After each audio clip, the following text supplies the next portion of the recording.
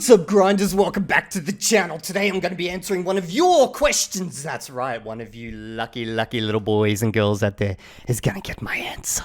I don't know why that sounds so scary, but we're going to do this. Okay, so under this last video here, yes, Steve, you do use spaced repetition to learn vocab. I got a question. Did you learn C++ through listening and spaced repetition? Because Steve's point has always been pretty consistent about just reading stuff you're actually interested in, like stories. And I replied saying, I'm going to make a video on this topic, and that's what I'm doing. I'm going to make a video on it. Now, I don't know if this was a legitimate question or a gotcha or whatnot, but I'm going to treat this like a legitimate question. But before I answer the question, I do want to point out, I'm not like having an attack against people who just want to read their way to fluency.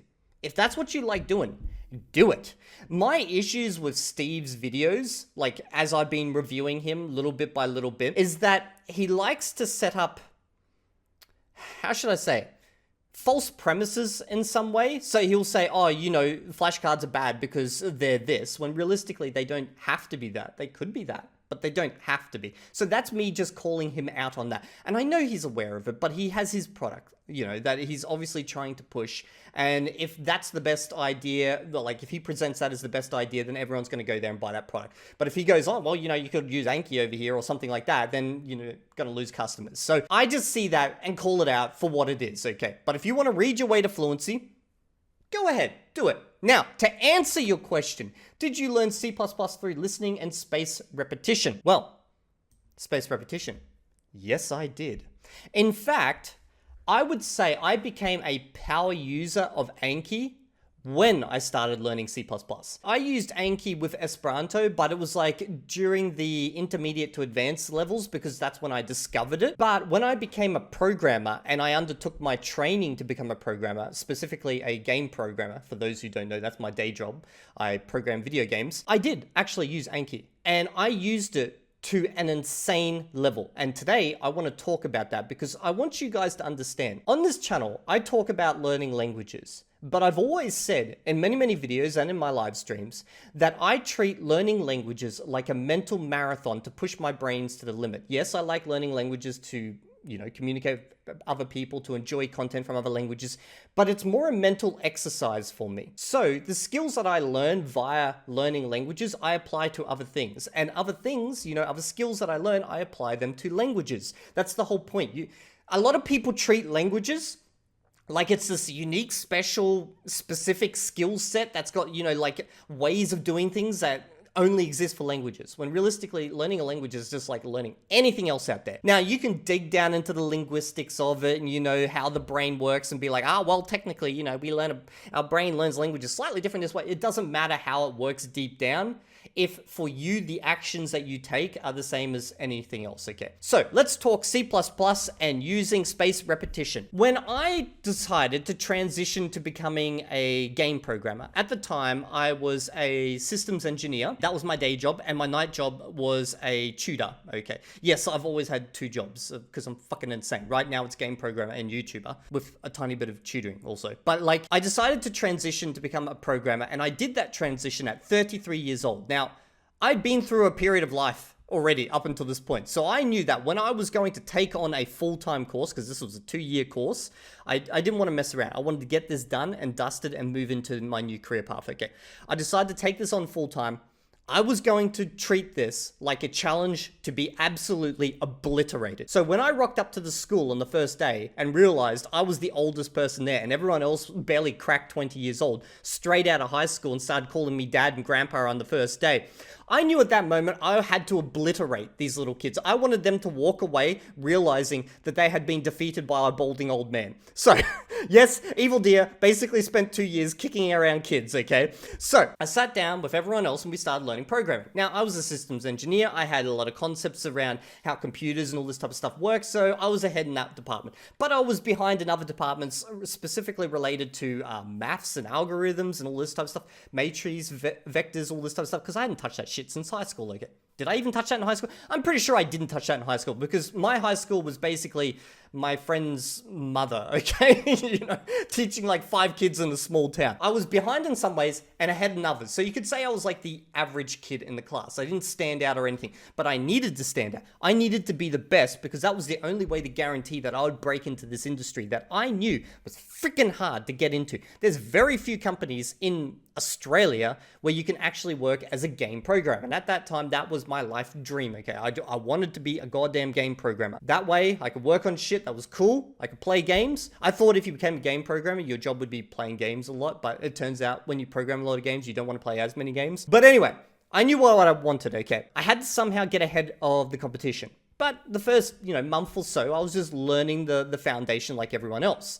Now, most programming languages, as you all know, they have like a select number of keywords, somewhere between 50 to 150 keywords. It's not really something you need to spend time memorizing. You just literally pick that up within like 2 weeks of just typing them out. So there was no spaced repetition needed there because that's freaking basically the Tokipona of programming, okay? However, this is where things get interesting. Learning the keywords and, how a programming language fits together is the easy part. It's like the 1% of it. The big part is actually using the language to interact with different systems, to understand how to build those systems in an efficient way that doesn't waste memory, all this type of stuff, and then to access multiple different systems that have many different code bases and put that all together in a way that works nicely. I'm trying to use simple terms here for the non-programmers among you guys, okay? Now, what happens with Unreal Engine, which was the software I was working on at the time? Now, if you don't know what Unreal Engine is, it's pretty much what every big game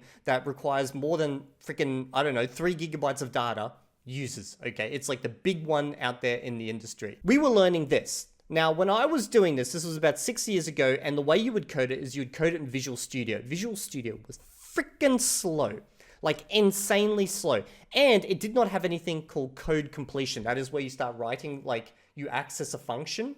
Functions like, something you want to do in the software. And as you start typing it out, it gives you a recommendation of the full thing. And then you just you hit like the tab key and it fills it all out for you. It didn't exist, okay, for Unreal Engine. So what everyone on the course ended up doing, like me, is they would have some software like, let's say, Obsidian or a Notepad or a WordPad, Google Doc, it didn't matter, where once they learned how to do something, they would copy that little bit of code, which is called a boilerplate code, they'd put it over there, and they'd give it some searchable tag, so that when they needed to reference that again in the future, they just go to whatever their application they're using.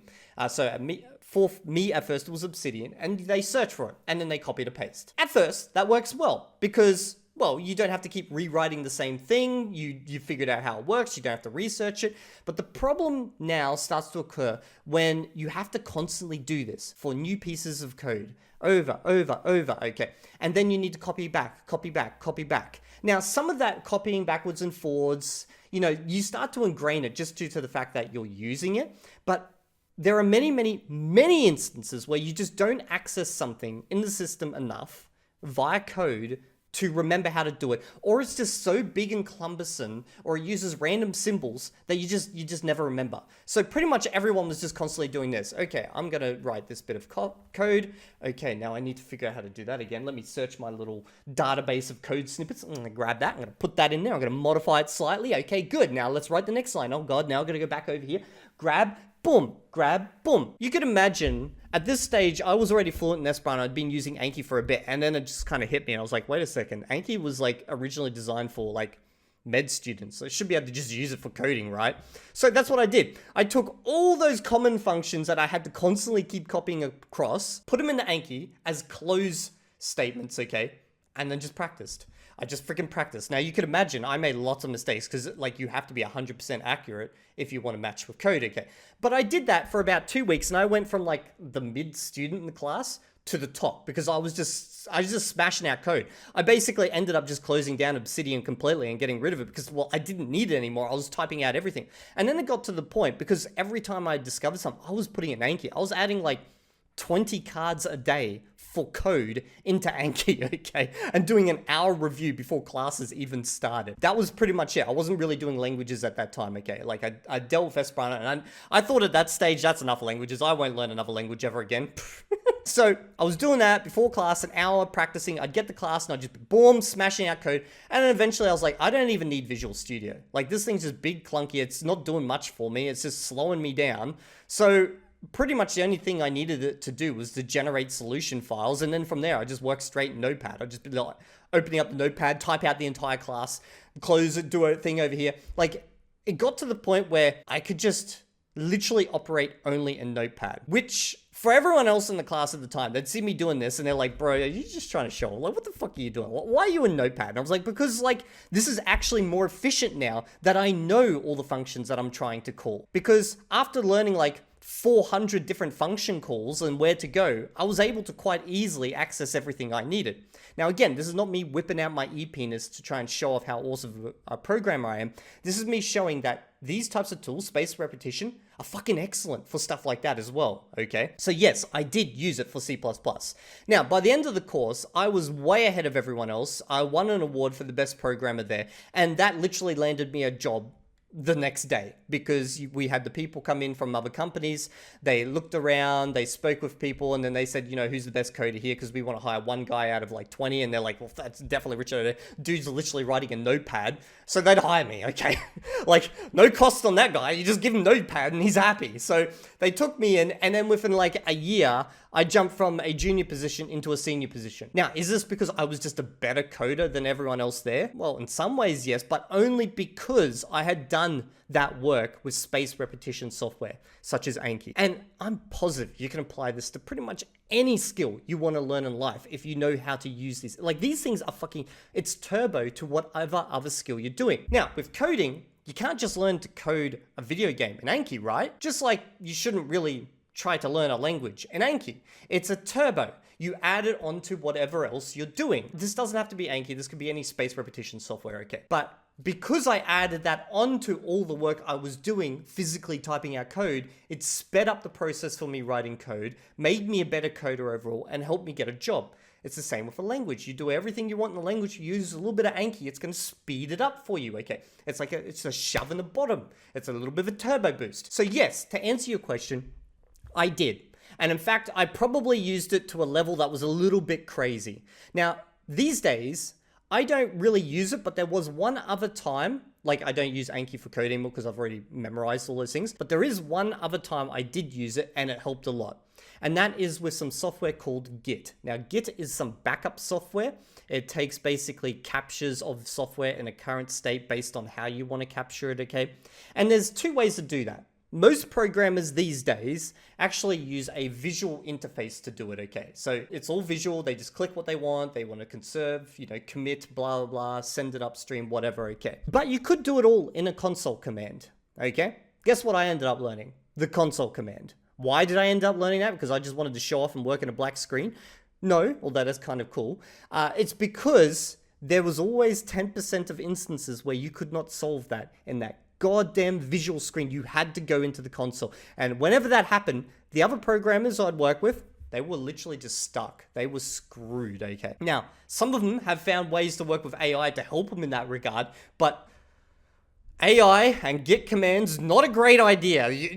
There's been some big doo-doos people have made, okay? But I went out and learned all the commands that I needed, okay? And I'm still learning more, and I put that into Anki. Close statements, practiced it. And these ones you definitely, this is like perfect for it because those commands are so fucking random how some of them are written. And then like all the little extra bits that you add on top, the parameters, okay? So that basically made me the go-to guy for Git console. Now, yes, you could have, given time, no spaced repetition, learned all that stuff exactly like that. And that's usually what happens to programmers who have been working for 15 years with some software or something, okay? Like they've written so much code that they just kind of long-term memorize it by just constantly doing all that stuff previously to the point where they don't need to do it anymore. But I sped it up. I got it all done in a very short period of time. And that got me promoted into positions that, you know, helped me live quite comfortably.